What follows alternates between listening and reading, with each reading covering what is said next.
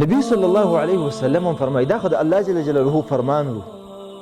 د نبی صلی الله علیه وسلم فرمان هم د الله فرمان دی لیکن دا دی چې هغه قرآن وحی او دا د نبی صلی الله علیه وسلم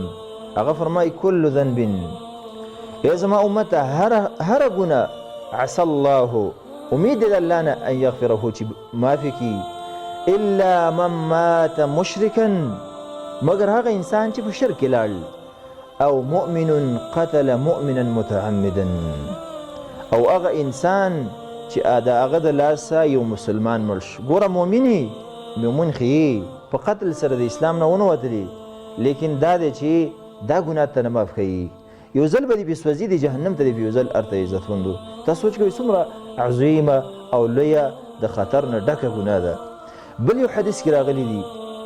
نبی صلی الله علیه وسلم فرمایي لو ان اهل السماء واهل الارض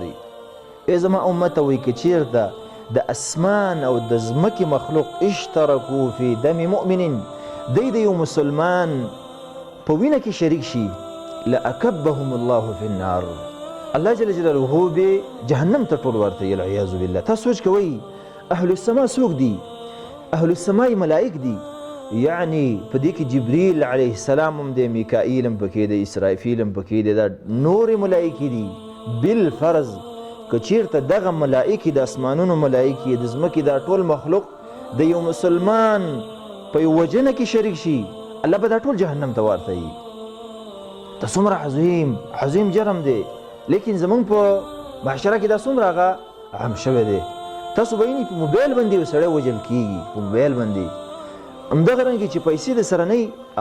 هغه وژل کېږي حال دا دی د هغه مسلمان ټوله زندګي خاورې کي همدغه رنګې مسلمان واړه بچي دې پاتې کي د هغه ښځه خور هغه کونډه پاتې شي بیا خاص کر زموږ ملکونه چې د اقتصاد صفر سره صفر دی نورې لانجې کمې دي چې یو بزدله انسان راپاسېږي او دا ناکار او ناوړه عمل هغه ترسره کوي